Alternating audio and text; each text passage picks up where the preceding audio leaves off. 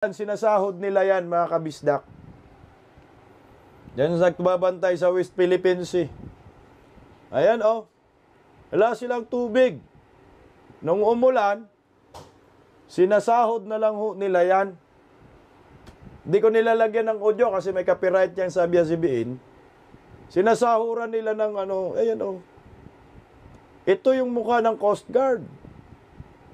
Samantala si Palaka, 700,000 ang halaga ng alak.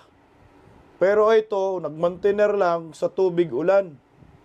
Sabi marumi ang ulan. Makamalinis naman siguro yan kasi diretso man, direkta man yung ulan. Sinahuran nila ng parang payong-payong nila dyan. Trapal ba yan?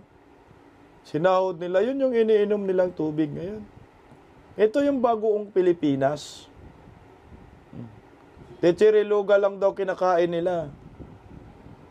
Tingnan mo, mga kababayan ko, taga Coast Guard.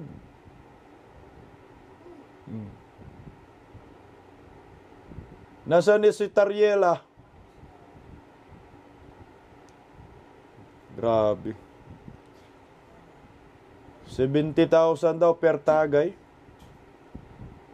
Di ano man yan, 700,000.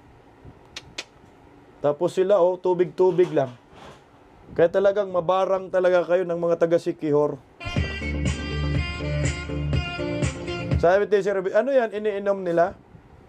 Iniinom nila, oh. Iinumin nila yan. Mamamatay sila pag wala silang iniinom, eh.